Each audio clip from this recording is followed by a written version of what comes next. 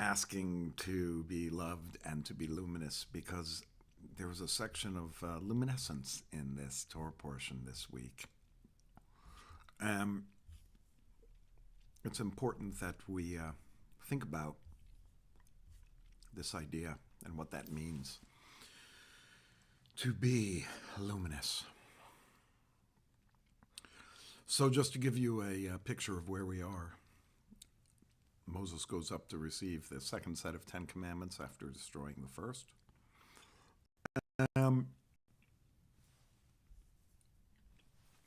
And he's there for 40 days, 40 nights. He doesn't eat, he doesn't drink. He just receives 10 commandments and the entire Torah. And when he comes down, it says that his face was shining. The way it was written is very strange. It says Keren as the word for the way it was shining. Hello, Sis and Valerie. For the way it was shining. And Keren is a horn. It's like a horn. So it's almost like he had lights that were kind of coming up from behind his head and engulfing his head. But when Michelangelo read this section and they read that word Keren and translated that as horn, that's why Moses, in the famous sculpture that Michelangelo made, has horns, which led to centuries and centuries of people believing that Jews had horns, which only added, I think, to the difficulty that Jewish people had in the Christian world, where all the writing about this section of the Torah includes Moses having horns, which meant that they used to check Jews for their horns, which is, in some ways, when you think about the character in Christian mythology that has horns, which is the devil, and so it's easy to move from the Jews have horns, the devil has horns, the Jews are evil, and this is one of the ways in which Jews have been abused for centuries, based upon this translation of Keren in this section of the Torah. But Keren in this case means so much more than a horn. It was that his face was lit like horns on a head, right? So that there's this light that is coming out of his head and around his face, and he was luminous as he came down from Mount Sinai after receiving the Torah. And then there is a very interesting section that talks about him being veiled, because people were kind of afraid of him in his shining magnificence. And so he used to put a veil over his face so that people didn't have to kind of see that.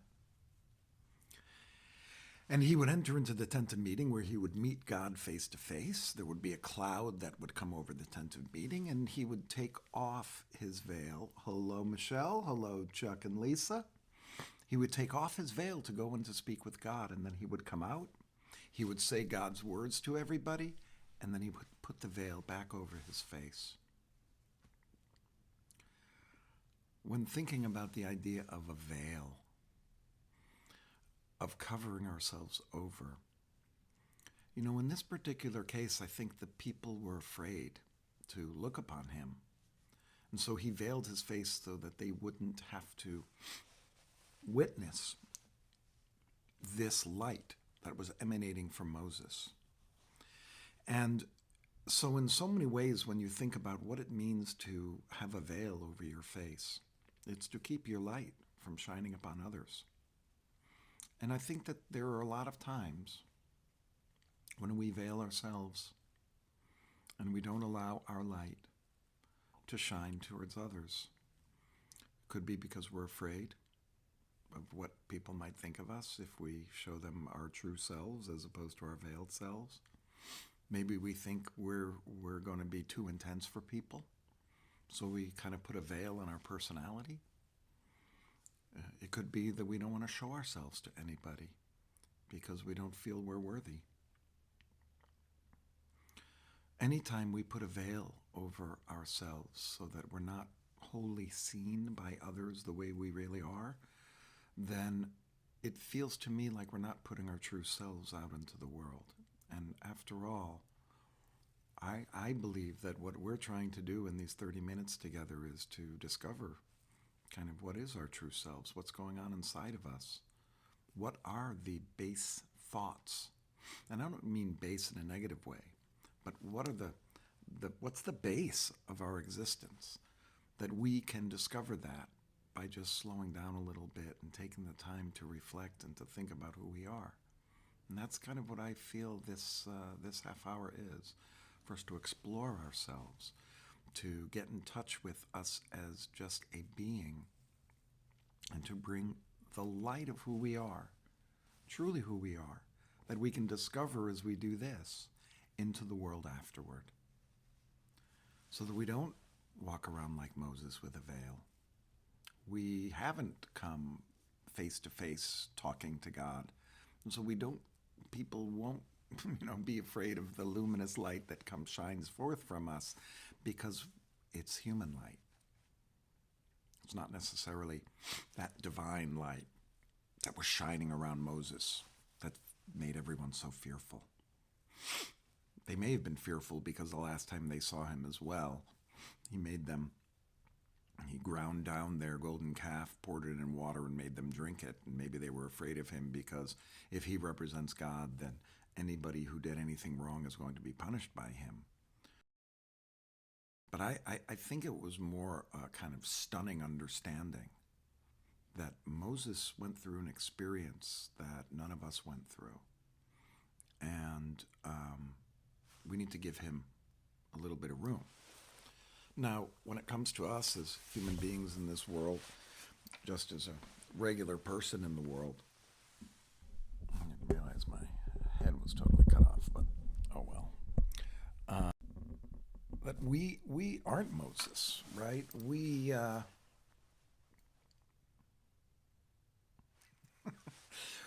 Moses.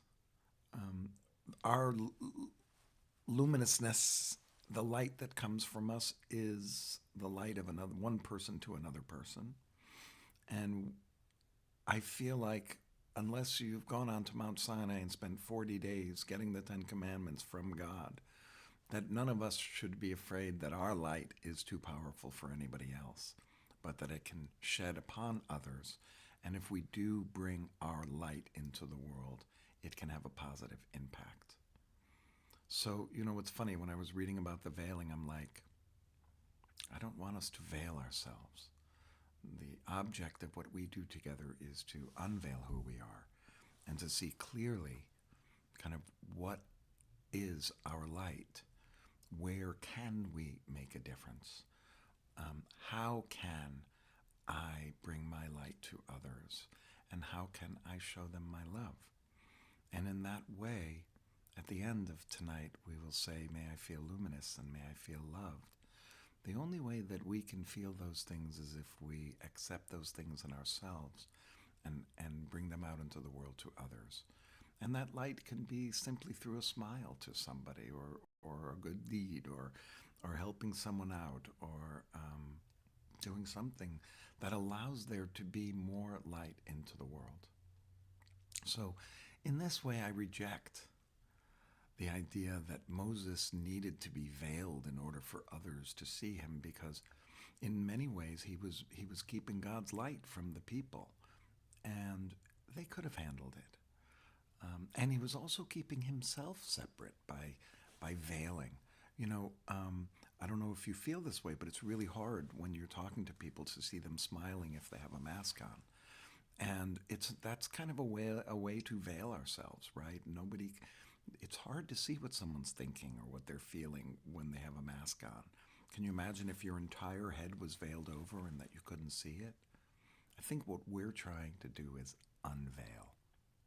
Open up, accept possibilities, see other points of view, allow ourselves to be open to the world as opposed to cut off from the world. And if we can accomplish that, I think we will have done our job. So we do that through getting quiet. We do that through, instead of doing, just being, concentrating on our breath. Remind you the three aspects of our souls. That neshama is that breath coming in.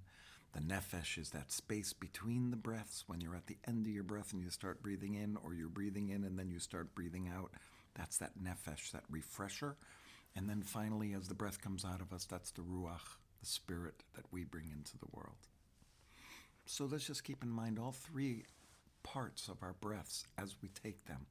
Feeling it come into our body, feeling it go, contributing to the world just through our breath. We don't have to make a big splash all the time. We can allow the world to be just as it is, with our energy supporting it. And that's what we'll do now for the next 15 or 20 minutes. So get yourself into a comfortable yet strong position, and let us go quiet. Remember, we're just allowing things to be just as they are for now. In 20 minutes at 6 o'clock, you can solve the world's problems, but for now, we're just being. We're allowing that light to enter into us simply by just being. Here we go.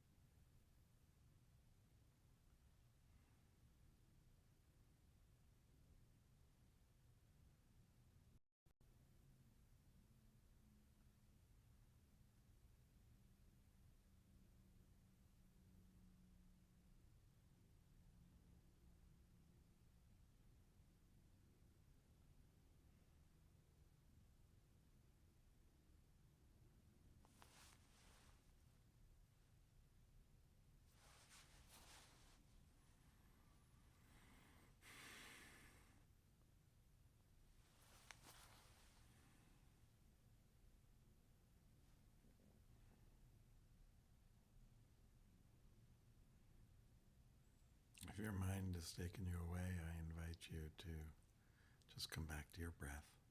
No judgment.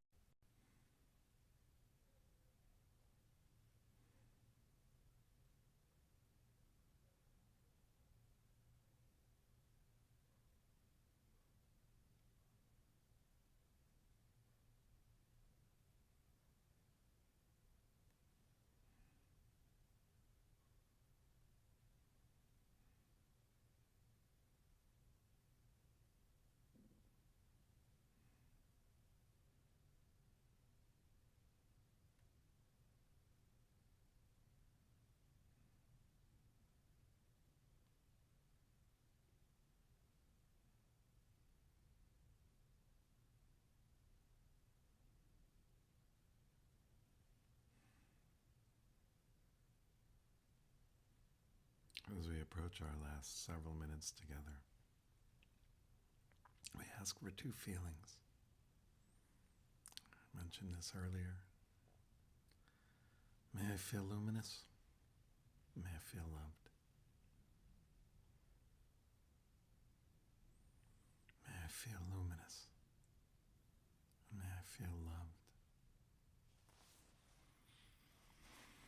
I guess it might be pushing it a little too far to say that Moses felt luminous as he came down from Mount Sinai, but I'm certain that he did.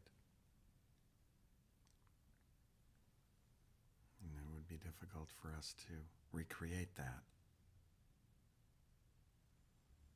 But we can ask for the light to shine from us, to be unveiled. May I feel luminous. May I feel luminous. And may I feel loved. Probably one of the core needs of human beings is to feel loved. May I feel loved. I know that each of us is loved by at least one person. Somewhere. It could be your mother, father, children, siblings, friends, co-workers. You are loved. You need to feel loved. May I feel loved. May I feel luminous. Those two things, light and love, enlightenment, the light that shines from us and our energy. May I feel luminous. May I feel loved.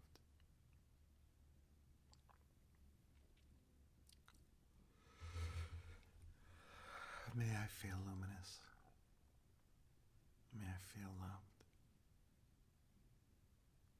With each breath, offer yourself one of these feelings to take with you.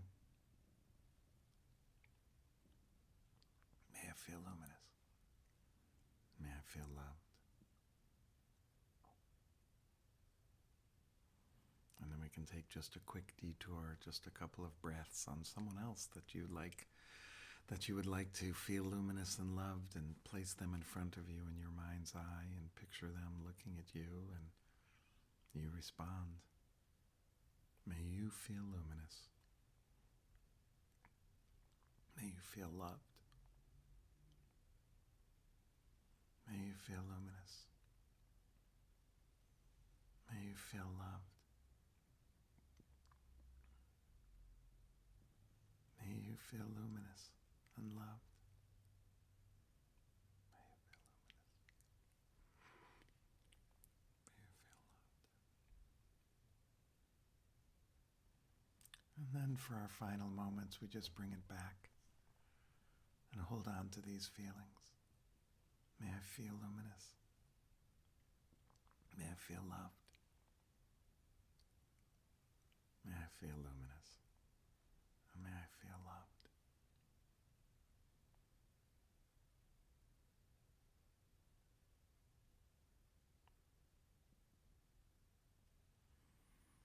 May I feel luminous and loved. And then we just go back to our breath for our final moments together. Really feel your breath. How it connects to your heart, to your body.